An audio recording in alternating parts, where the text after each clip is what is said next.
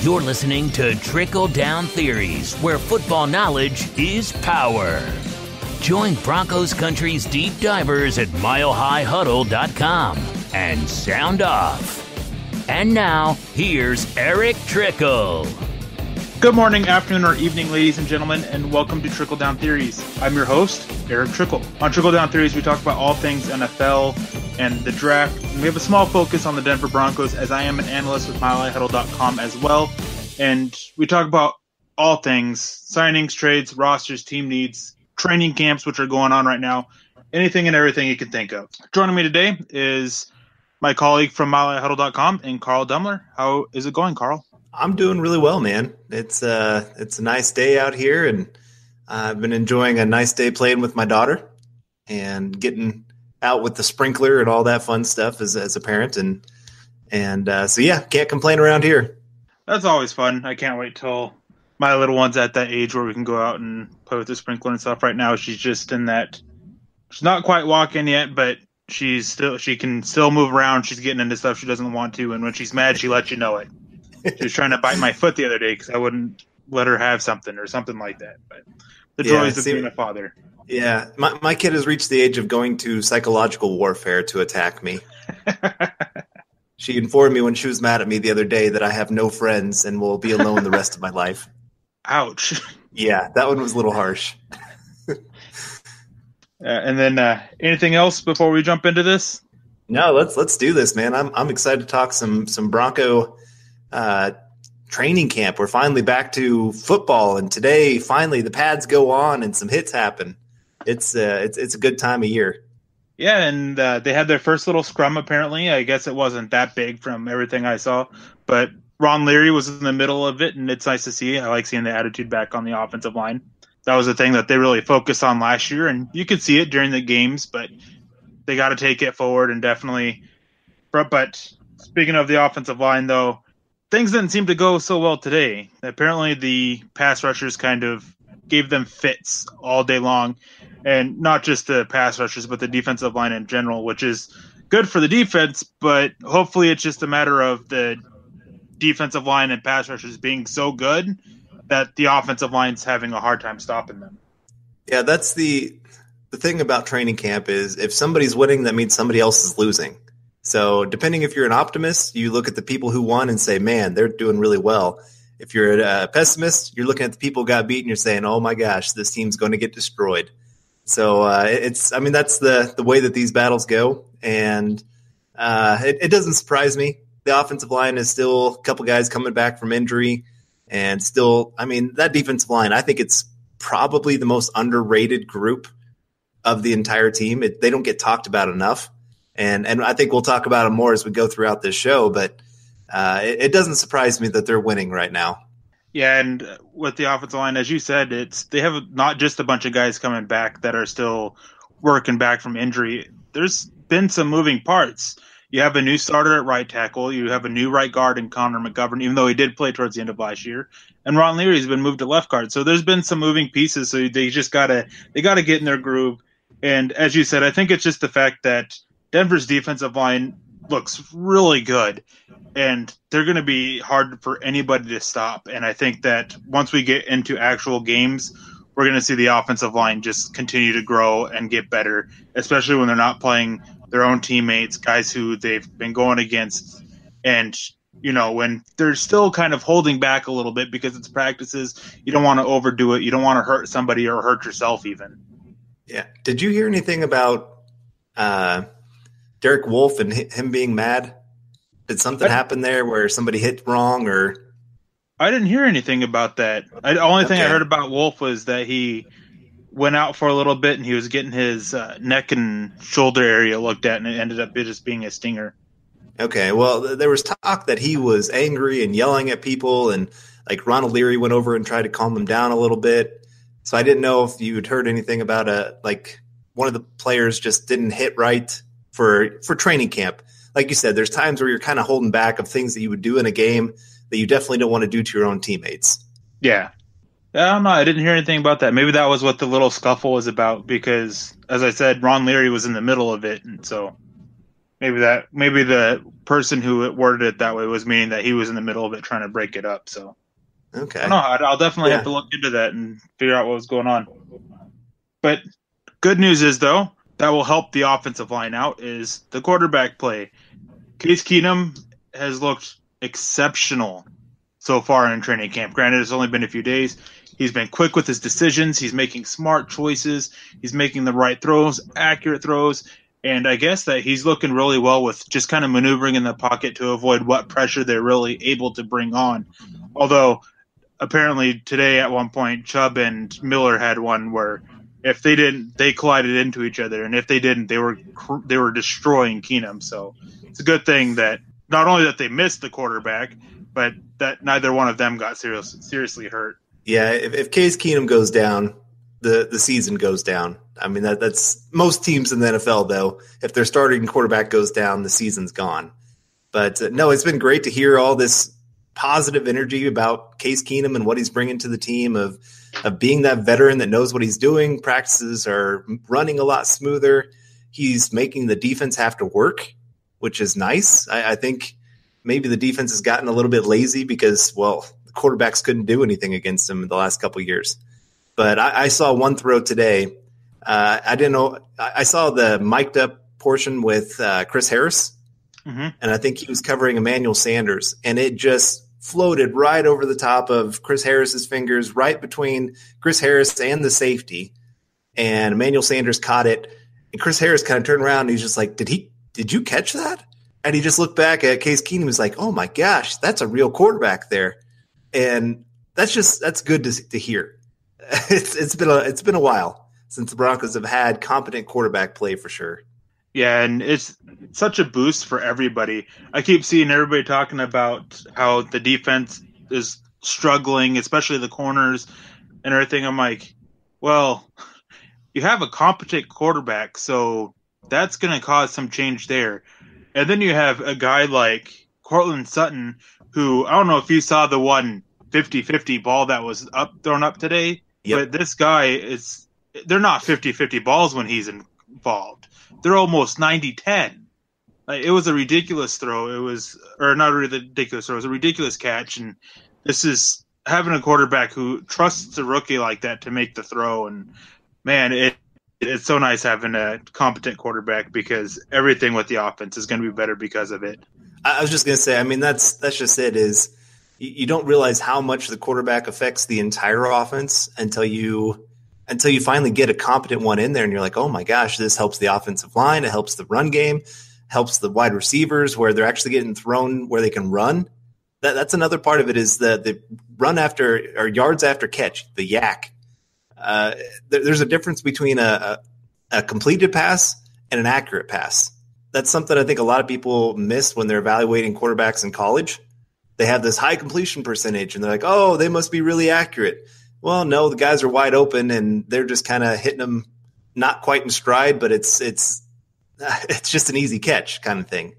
And so, yeah, it's nice to finally have a quarterback that's able to throw to a spot and the receivers are able to make plays and running backs are able to make some big gains after catch. I mean, I'm excited about this offense, and I haven't been able to say that here in a few years. Yeah, I'm definitely excited as well. And as you said, hopefully nothing happens to Case Keenum because if it does, then this season's going to be a really bad one because Paxton Lynch, there's been so much bad coming out about him. I mean, there's been a few positive things of a couple nice throws here and there and everything like that. And then he's battling with Chad Kelly, who everything I've been told is being even worse than Paxton Lynch is, that he's still not ready, that as much time as he spent away has hurt him and that he still has a long road to come back. It makes me really question, are they going to bring in a veteran quarterback? Because neither one of these guys seem to be ready to take over in case something does happen to them. So I was going to ask you, there's a couple things that I've been hearing. One, I have heard that they've started some discussions about a possible veteran. I don't even know who's on the market right now. But the other thing is I've been hearing that they've been pretty much running the RPO with Paxton. That's about it. Is that what you're hearing too? Yeah, they've been running a lot of RPO with him that basically they want to simplify things very, very, very much, very simplified for him, and letting him make the decision based off of what he sees. Because if you're trying to kind of dictate where he needs to go with the ball, that's when big mistakes happen, I guess, would be the thing. I mean, granted, yeah, he's still making the reads on the field, but RPO is a lot more simplified. The reads are a lot more simplified. So they're trying to really dumb things down for him. And they've done that quite a bit with Chad Kelly as well. And that, yeah, I was told today that they've had some internal discussions about it. And just as with you, I have no idea who's even left that's on the veteran market. Are they going to bring in the Sanchez? I saw a picture of somebody at training camp wearing his jersey, and I can't believe somebody bought his jersey. If you're one of the people that did and you're one of our listeners, I'm sorry, but that was not going to end well. Man, I want to find that picture now because that's great. That's one thing too, is I love seeing the jerseys the fans wear, because there's some really good ones. One year I saw a guy, I think it was last year, I saw a guy there with a Jerry Rice jersey. Oh gosh. There was another one too that was pretty good from last year, but I can't remember who it was. There was a Zach Dysert one there for like the year after Dysert was gone. There was a Zach Dysert jersey floating around. There's been some good ones. Yeah. I'm one of those. I have 3 jerseys. I have John Elway, Terrell Davis, and Von Miller. And I want to get a Champ Bailey one. I wait till they are very established and that they are the franchise player that looking like they're going to be Hall of Fame kind of guy. I don't go to the, look at this rookie coming in. I thought about a Paxton Lynch for a second because you know how high I was on him. Yeah. And I'm really glad I nixed that decision. Oh, that would have been horrible. That would have been just this constant reminder in my locker or in my closet of the mistake of my evaluation of him. So I have the obvious ones. I have a John Elway, I have a Terrell Davis jersey, and I'm pretty sure I have a Rod Smith jersey somewhere. But I have the only jersey I have of a player that's still with them is Derek Wolfe. Okay. I have a Tim Tebow jersey. Okay. I have a Danny Trevathan and a Duke Iheanacho. Okay. Like, I have a reason for each one of them too. Like Duke, he was that undrafted safety, the guy with the chip on his shoulder. He was a story I could get behind. Danny Trevathan, he was a guy who I absolutely loved in college. Like, I was sitting there, he was one of the guys I'd bang the table for. And Derek Wolfe was another one that I absolutely loved in college, and I thought he was going to be something special. But anyways, before we get to more stuff on training camp, I want to say thank you to our great sponsor in Audible. You guys can get a free audio download and a free 30-day trial at www.audibletrial.com/huddleup. They have over 180,000 titles to choose from, and you can use it on your iPhone, Android, Kindle, MP3 player. Again, that is www.audibletrial.com/huddleup. I use it. It's great, especially when I'm sitting here writing articles or doing stuff for milehighhuddle.com or basically on the go at work sometimes, even now that I'm able to, when I'm on lunch or something, I just throw on an audiobook because I don't really have much time to actually sit down and read it, especially with having a 13-month-old daughter. She's always wanting to grab the books and everything. It's such a great thing. And you guys definitely, if you haven't already, you should definitely sign up and use Audible Trial. Or use our Audible Trial from, again, www.audibletrial.com/huddleup. Now, the other one position that's actually been really impressive is running back. Phillip Lindsay and D'Angelo Henderson, from what I've been told, have looked the best of the bunch. Royce Freeman has looked solid, but he has been looking terrible in pass protection. And Devontae Booker has just been all right in like every single thing. Phillip Lindsay, I think, has made the roster already. With how many different ways they're using him, like, it's hard for them not to carry that kind of versatile weapon. And even David Williams, I've heard some really impressive stuff about him, that he's just such a tough guy to bring down and tough guy to slow down, and he's always keeping his legs churning. And so I'm really, this running back group, even though they're so inexperienced, I have a lot of hope with them. They definitely have a major spark to them. like you said, when you got Henderson and Lindsey, who are those could take it 80 yards at any point. You have Freeman and Williams, who are definitely some bangers between the tackles, who can run some people over, make some people miss, be those goal line players. And Booker kind of that all around, not great at anything, but not completely terrible at anything either. I'm still kind of questioning where his fit is going to be actually. But yeah, I've been hearing great things about this group. Like you said, I love the versatility of Lindsey. I heard he was splitting out at wide receiver for a few plays today. He's on special teams. He's running the football. He's actually running between the tackles, doing really well running between the tackles. So I think he's a guy that could really shock a lot of people with how much of an impact he can make as a rookie. And, hey, that's great. University of Colorado guy, underrated, wasn't invited to the combine. And, he's got a chip on his shoulder. He could be that next undrafted guy that just really surprises the league. And everybody's sitting there going, why in the world did this guy slip through the cracks? And so that's great to hear. Like I said, Royce Freeman, I've been hearing he's been running really well. But, yeah, that pass blocking, he has got to get that under control because, like you said, we can't have Case Keenum getting killed out there. And that's the quick way to end our season, and you don't want a rookie to be the reason that happens. So all these rookies, that's my major concern with this group. I actually have no concern about their ability to run the football. I think that this is going to be a good running group because you got a lot of versatility, a lot of things you can throw at offense or at defenses, but it's going to be that pass blocking. Can they hold up? Can they keep Case Keenum from getting killed in a game? Yeah, I agree completely because, and it's everything with these running backs except for pass blocking. That is the concern. The one that I've been hearing has the best is Philip Lindsay. Once again, his name's being thrown out that he's a standout of the group. They've been, and as you said, they've been lining up all so many ways. They've been lining them up at a receiver going back to mining camps. They were letting him run in slot formation or in out of the slot and all different kinds of things. They're constantly moving him around, trying to get him a mismatch. It's hard to imagine that he doesn't have a spot on this roster already. And I think it's going to get even more solidified once games start. This is a guy who put Brandon Marshall on his butt with a spin move, so that stands out. This is a guy who has the respect of a lot of veterans, and when that says something. When veterans are respecting rookies and what they bring to the table, because that doesn't happen very often, and Denver has a few of them this year. Right. Yeah. I think it was back in OTAs or something like that, but I think was it Ron Leary that said, I don't even get to know rookies' names. And I thought that was Pecco. Was it Pecco? Okay. Yeah, you're right. Pecco. But yeah, now all of a sudden all these veterans have these rookies on, they're talking about them left and right.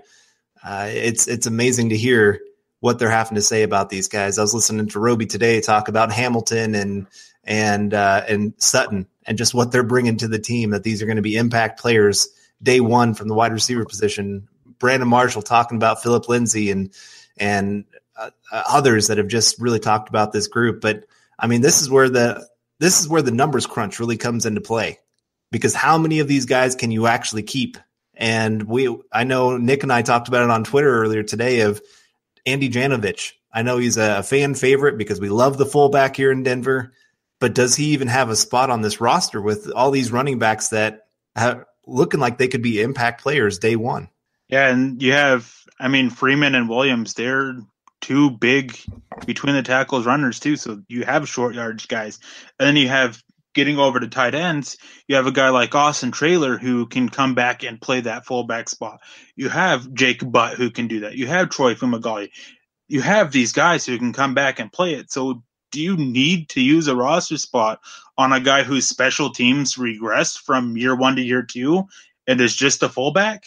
I don't think so. I don't think that you can use that, justify a roster spot for Andy Janovich anymore.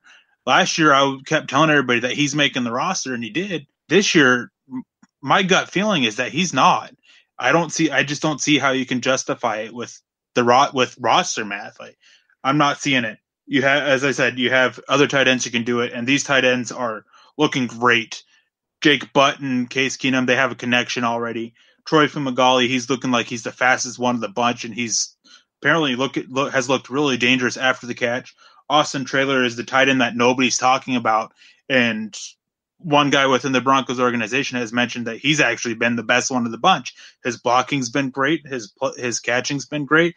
He's constantly working to try to get better in areas that he needs to work on, and he's just nonstop go, go, go, and wanting to make a name for himself and be something special. So this tight end group, along with the running backs, again, I just don't see Andajanovic, and I am so excited to hear all the good stuff about the tight ends because Denver has missed a quality tight end for so long. Yeah, it's been nice to hear that these guys are actually catching touchdowns. I mean, it's been a long time since the Broncos have attacked the middle of the field, and having these guys that are 6'5" running over the middle. I mean, this could be one of the biggest, combined with the wide receivers. When you're looking at height and vertical ability, I mean, it really could be the red zone's just, hey, toss it up, let somebody go catch it, get him a one-on-one situation, and just give him an opportunity. And that's one thing that Case Keenum is great at, is trusting his wide receivers, tight ends to go up and make a catch for him. But the one that really shocks me here, honestly, is Troy Fumagalli, because when I'm hearing how athletic he's looking, if he's looking the fastest and just very, very quick after the catch, like you said, I didn't see that on his college tape a whole lot. Now, maybe some of that was he didn't have a quarterback that gave him the ability to catch and run a whole lot. But even there, I didn't see him getting a ton of separation. And so it kind of surprises me. I don't know what's happened, but if that's true, that's great. I mean, that's just bonus for the Broncos, because I viewed him more as that possession kind of tight end that you just throw it up on those tough third downs and let him go catch it because he's got great hands for making catches. But yeah, I think this tight end group's going to make a bigger impact than people are giving him credit for. And I know the national media is down on the Broncos right now, but a big part of it is because they have so many young players that they're going to be depending on to be impact players. Jake Butt, Troy Fumagalli, Austin Traylor. These are guys, national media guys probably couldn't name our tight end group. They'd know Jake Butt. That's probably about it. Our running back group, I mean, they'll know Royce Freeman. They'll know Devontae Booker, but the rest of them, they probably don't know him a whole lot. So it's a lot of unknown, but it's really good to hear that these guys are actually showing up good, showing up well. And even when the pads go on, these guys continue to show up. That's always the big test, is you always got those height, weight, speed guys that do well before the pads come on and then disappear. Well, day one of pads coming on, these guys are still showing up pretty well. So I'm trying to be cautiously optimistic right now. I don't want to get too ahead of myself on this. Yeah, you mentioned just tossing it up, so I got curious and I was looking it up. You got 6'5", 6'6". You got 6'3" for Austin Traylor, 6'5" for Jeff Hireman, 6'3" for Demaryius Thomas, 6'5" for Cortland Sutton, 6'1" for Deshaun Hamilton, 6'5" for Tim Patrick, who we'll talk about here in just a minute. This offense is going to be ridiculously hard to stop in the end zone. They have so much size, and some of these guys can go up and get the ball. Like, they're not those big, tall guys who struggle with jumping. They can get up there. And before I move on to receivers, another tight end that's actually gotten quite a bit of praise to me is Brian Parker, which was the guy that I've completely written him off as even a practice squad guy. So once he started getting some mentions to it, I started keeping an eye out. And I've seen a few people talk about him from that have actually been there. The other news outlets and stuff like that have been talking about him. And he's been looking really good as a receiver, but he's looking like a great blocker. Like, he could be the one who replaces what Virgil Green brought to the roster. So this tight end group at first I was very cautious of, because you have Jeff Hireman, who can't stay healthy. You have Jake Butt, who's coming back from injury, and there's next to nobody who has experience in this. So I was very cautious with it, and I kept saying that they need to sign a veteran, but they seem to have that answered. And as for moving on to receivers, I hate saying this, but I think Carlos Henderson is done. I absolutely loved him coming out, but there's something going on there. There's definitely a lot more to the story than anybody knows or anybody's put out. Denver's been trying to reach out to him. He hasn't really been responding back. Not sure what's going on with him. I've heard some rumors about it. Nothing I really want to speculate on. But I think at this point, with guys like Isaiah McKenzie, who's having a great camp, even better than last year apparently, and Tim Patrick, and then you have Jordan Taylor, who's a fan favorite and always manages to stick around, and then you have your top four with Thomas, Sutton, Hamilton, and Sanders. You don't have that many spots open, so I think that Carlos Henderson, the former third-round pick, is done in Denver, unfortunately. As I said, I was a big fan of him, and it really sucks that he never really got a chance, but injuries happen, and now whatever's going on is going on. Yeah, he's had so many strikes against him since he came to the NFL. He had that arrest not too long ago, I think back in January or something like that, and he's never quite been able to get his career on track. And like I said, I was very high on him and probably one of my favorite picks of last year. I was jumping up for joy because I thought he would be that spark the offense was really missing. And then to see him go down in preseason, it was kind of devastating. And then I was thinking, okay, this is the year. Maybe he bounces back. And nope, it just, I don't know. I hope for the best for the kid. I hope he can get figured out what's ever going on in his life. I just kind of, like I said, I don't want to speculate what's going on, but it just kind of makes me think of like Sua Cravens. He was one of those guys that just needed to kind of sit out a year and figure out what he wants to do with his life. Some of these guys, I mean, that's all they've known is football, and an injury happens. Maybe they've never been injured before, and it kind of knocks the wind out of them. And they just need a second to kind of catch their breath and figure out what's going on and whether they can recover from it. So I wish the best for him and hope whatever's going on, he gets figured out. And I know, like you said, team's been reaching out to him, and I hope he knows that he has a fan base there that is ready to be there to help him with whatever. But actually focusing on the guys that are on the field, it's crazy how we went from last year to it was Marius Thomas, Emmanuel Sanders, both of them banged up, not looking like they used to be, to all of a sudden this year we have Cortland Sutton added to the list, Isaiah McKenzie looking like a weapon, Deshaun Hamilton just looking like a beast out there. Tim Patrick's getting a lot of praise. I've even heard River Kraft getting some praise here and there. Our tight end group. I mean, it just weapons galore. How did we go from nothing to everything in 1 year? That's pretty impressive. Yeah, definitely. And I do want to say with Isaiah McKenzie, he has been getting a lot of praise this year. And the thing that needs to be remembered with him, though, is that he was getting a lot of love last year in training camp too, and then we saw how his regular season turned out. So I'm cautiously optimistic with him. I want to see him in game before I really jump to conclusions. But if this translates to the game, then that's fantastic because he's fast. He is so hard to defend against because of how fast he is. There was a couple times last year where he got behind the defense, but it just was never taken advantage of. So that's definitely a nice weapon to have. And as you said, it's not just Thomas and Sanders anymore. And both those guys, they haven't looked the same. They weren't looking the same last year and been banged up, but they both look like they're in their 20s again. Like they look like they're 25, 26 with how well they've been looking. And all the fresh blood added to it, all these guys stepping up. It's great for the Broncos offense that they now seemingly have an abundance of weapons.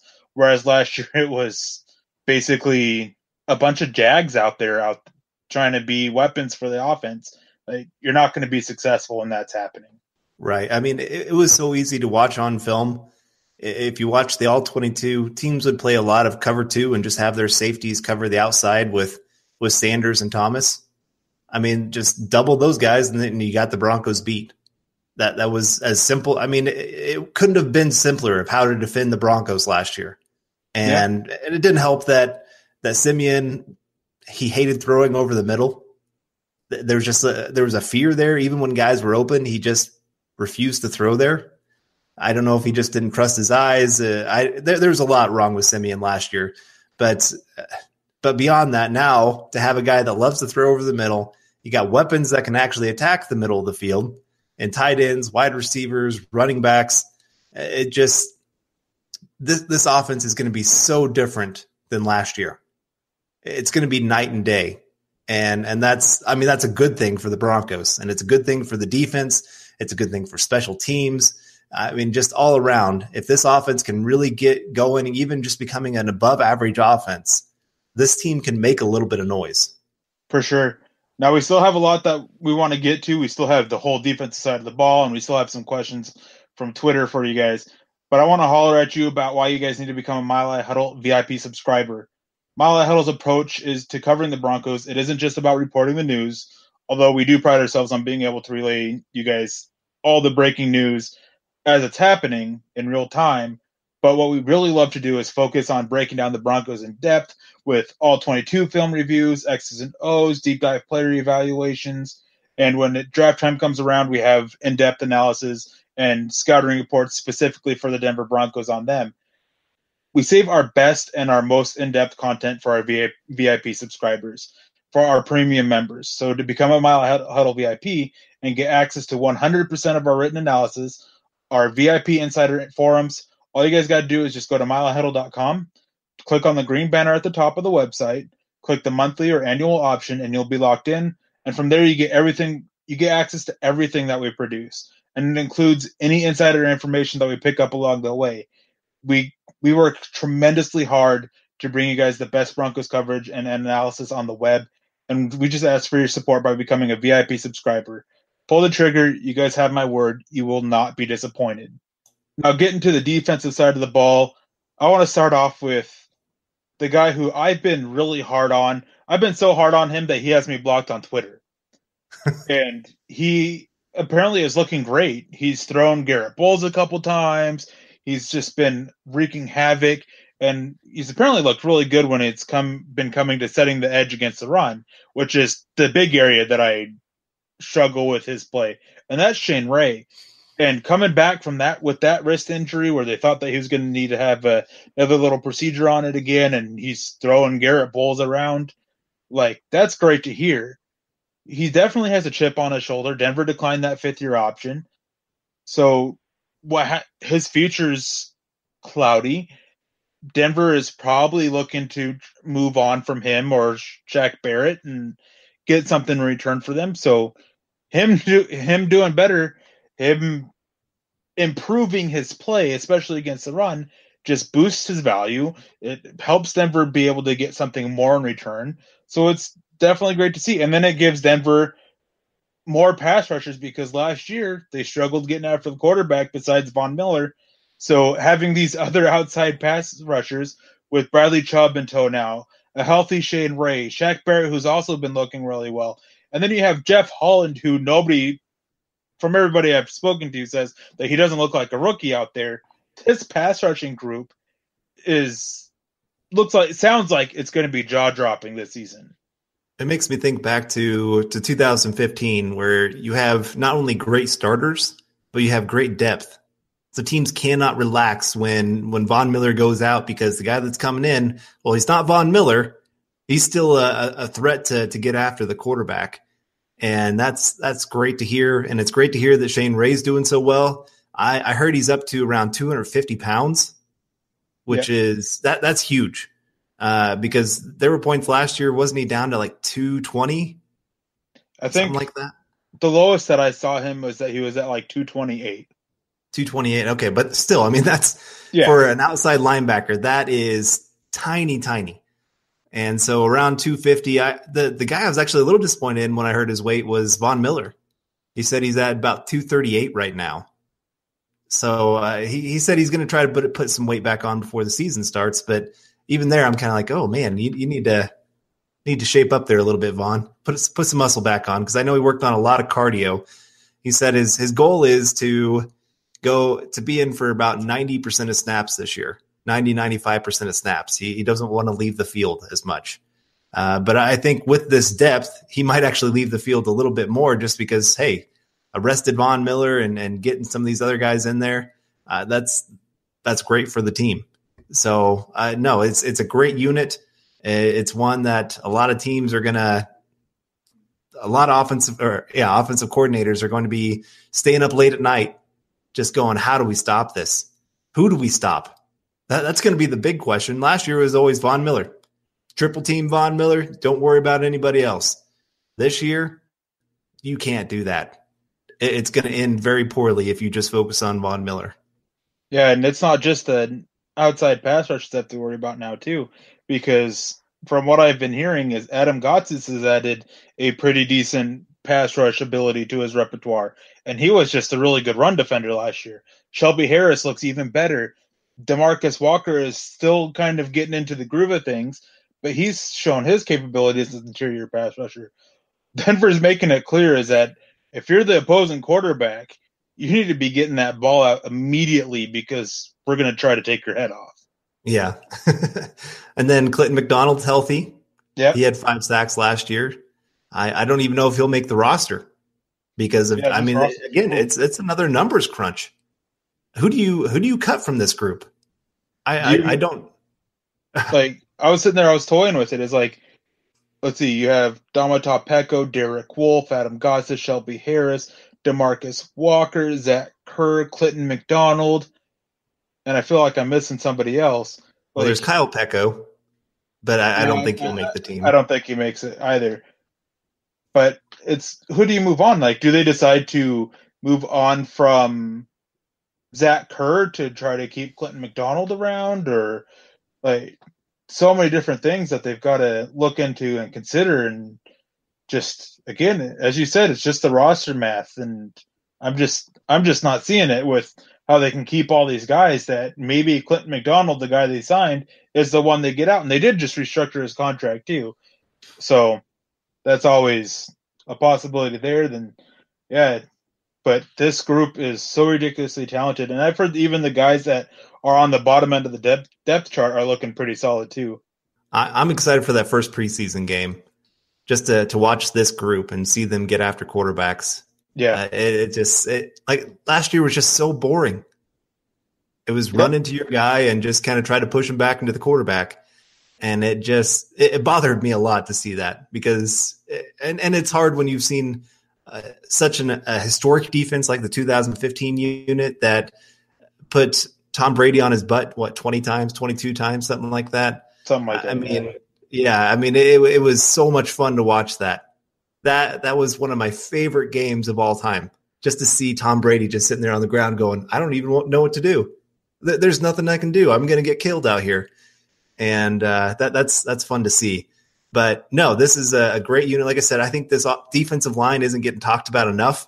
If Adam Gotsis has added a pass rush to his run block or run defending, man, that could be the next Derek Wolfe for us. That would be great. If Derek Wolfe is finally healthy, other than I guess he did have that stinger today. But I know talking to some people there, I talked to Joe Woods back in January. He said Derek Wolfe is the doctors finally figured out what was going on and were able to fix it. And he has no pain for the first time since like his rookie year. Yeah. So that's great too. I don't know. Joe Woods, man, you got plenty of weapons to work with here, man. I hope you're ready to handle this many guys to really send after the quarterback and work in rotations and figure out what you're going to do. The NASCAR package, I've heard that they've got that implemented where they really want to get Bradley Chubb, Shane Ray, Shaq Barrett, and Von Miller on the field at the same time. I don't know. I mean, it's just, like I said, it's just going to be fun to see what these guys can do together. Yep, for sure. And we're not going to get into defensive backs because one of the questions does cover that. But before we jump into the questions, I do want to remind you guys to please click and subscribe to us on iTunes as well as Stitcher. And don't forget to share us on Facebook and Twitter. We wouldn't be here today without you listeners. So please take the time, go to iTunes or Spreaker, rate and subscribe, and let your voices be heard on how well you enjoy the show. And not just this show, but the other shows we put out as well. This would be so appreciated as you guys are the ones who enable us to do something that we all love to do. So please just help us spread the word around. Now, the first question is from David Cromwell, and it's, given Cortland Sutton's development thus far, do you think the likelihood of Demaryius Thomas not being a Bronco in 2019 has only increased? I'll let you start with this one. I'm not sure. I mean, right now it's either Sanders or DT will not be with this team, or maybe both if these young guys really develop that much that they were just like, hey, we can really move on. But To me, Demaryius Thomas, he's still that number one guy. And his contracts, it's up there, but it's not like the Broncos are in this horrible cap hell that they have to all of a sudden just go around and start cutting guys left and right. And so to me, if you can keep Demaryius Thomas and then have Cortland Sutton on the other outside spot, I think that's a great job there. And then you put Deshaun Hamilton in the slot. Man, that's still a great wide receiver unit. So I could see it being Sanders or Thomas. I don't think both will be here next year, but I'm just not sure which one it will be that's going to be gone. Yeah, I agree. I definitely think that it's going to be one or the other. And there is a chance of both, but I don't see that unless Sutton and Hamilton really shine. But even then, you still want that guy, that insurance, because, that sophomore slump is a real thing. But Thomas's contract, it is a little bit up there, but Denver's not in the cap hell that other teams have been in or that they have been in before.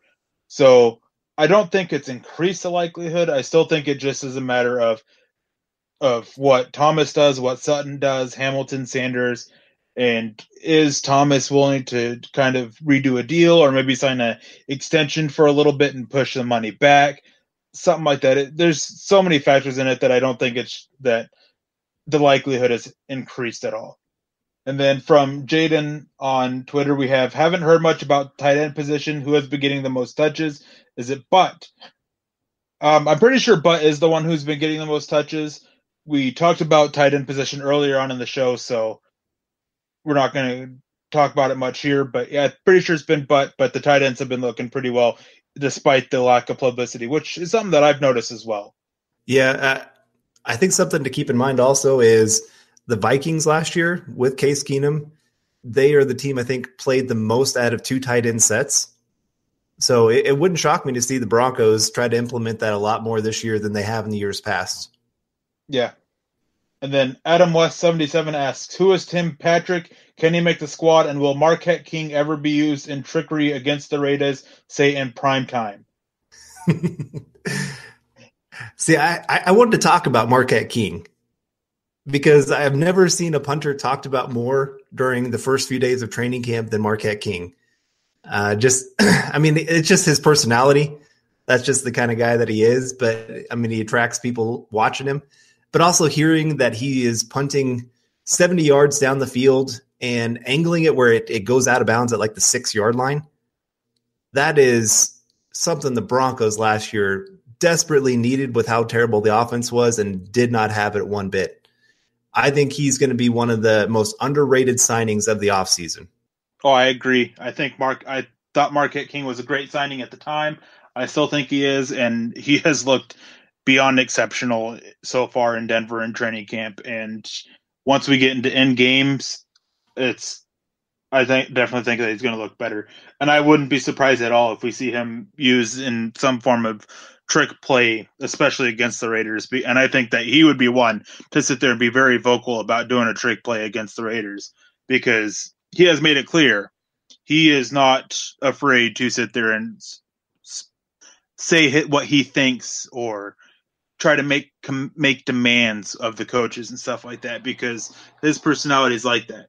And Tim Patrick, he's a former Utah Ute receiver. Big guy, 6'5". He's just over 200 pounds. I think he's like 205 or something like that. But he's been looking really impressive. He was looking impressive way back in May. So he's definitely a name to keep an eye on.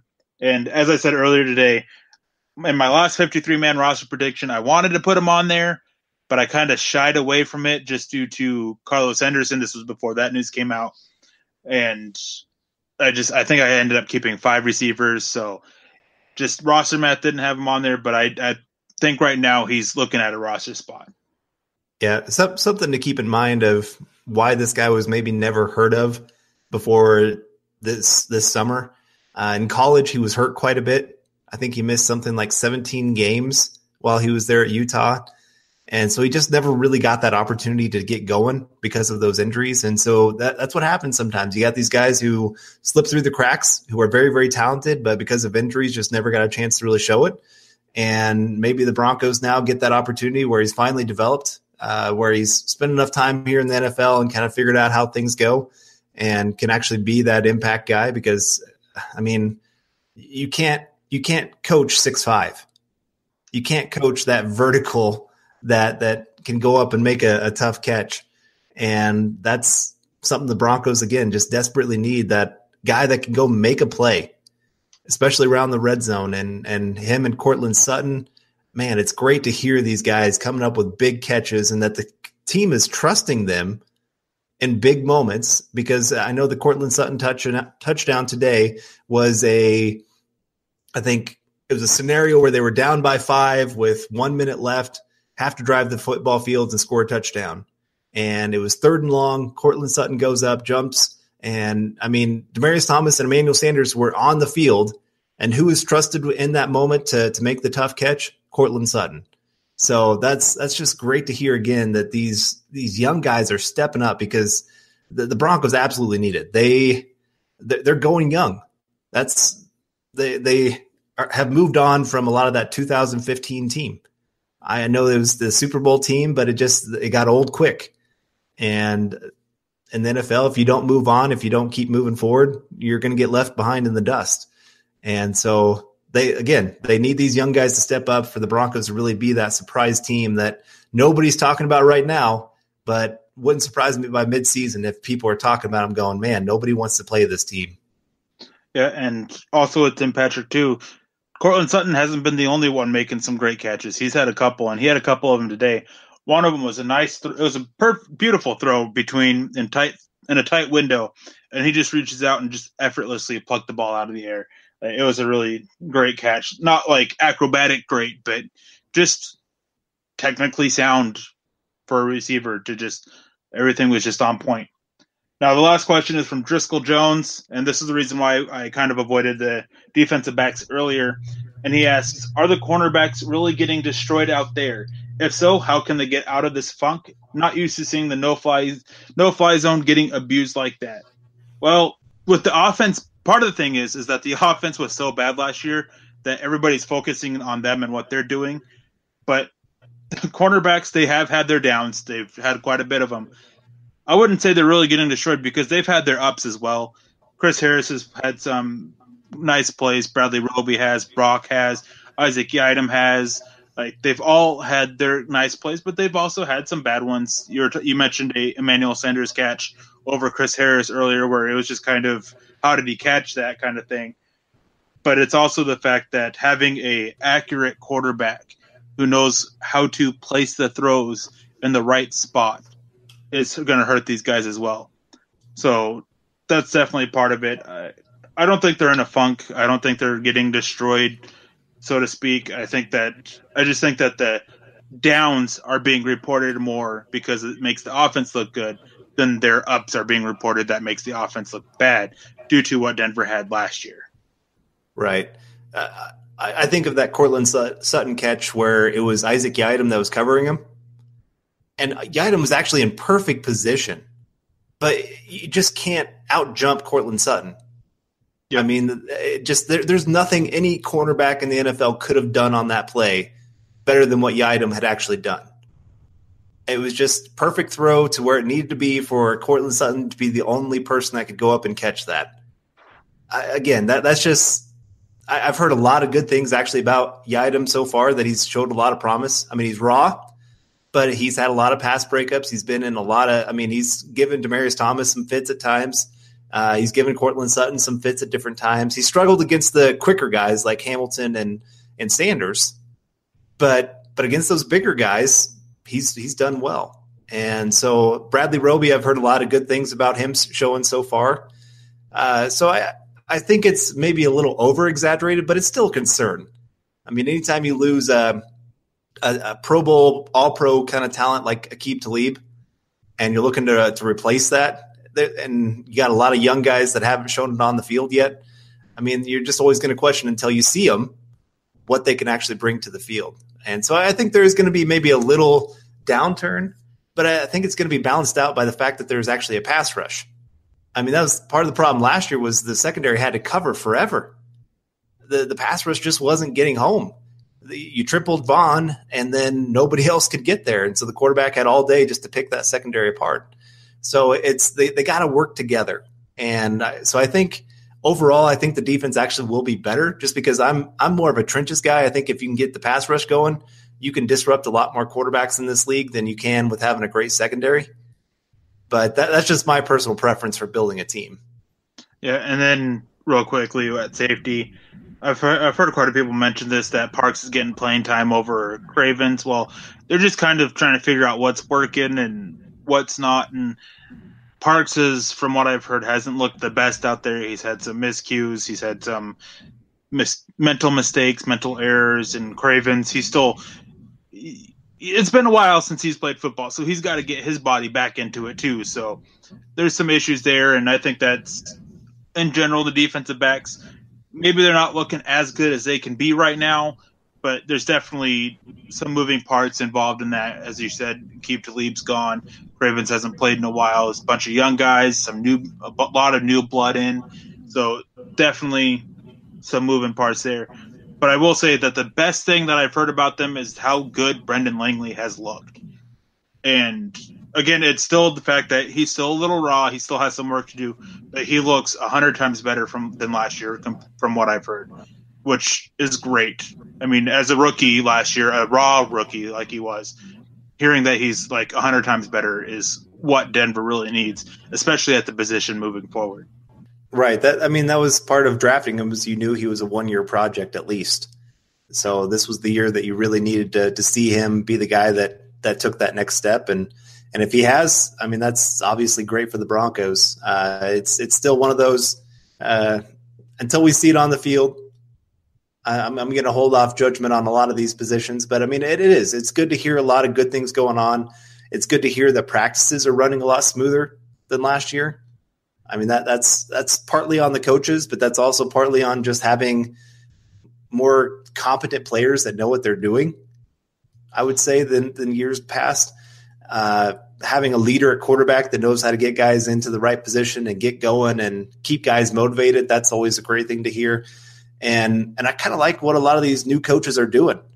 I heard, I think it was Derek Wolfe or Pekka, one of the two, talking about how the offensive line, their hand placement is very different this year than years past. And it's making a huge difference. Even though the defensive line is winning, like you said, just that's partly because they're a dominant unit. But to hear that the offensive line is doing things to them that they haven't seen in the past, and it's working, kinda. It's getting there. It's going to take time. It really is. And I don't think our offensive line is going to be a top 10 unit by any means. But again, if it's a competent unit, this team can go far because they have a competent quarterback. They have weapons. They have a defense that can get after the quarterback. They got a lot of pieces that you see in a lot of the good teams around the league. Yep. And as I believe I mentioned this earlier with the defensive line and offensive line battling it out, that how strong the defensive line looking is kind of hurting the offensive line. That's kind of the same thing here with the defensive backs and the receivers too. The receivers and tight ends are looking so strong that they're kind of taking the effect of making them look worse on the defensive side of it. So that's definitely in play there.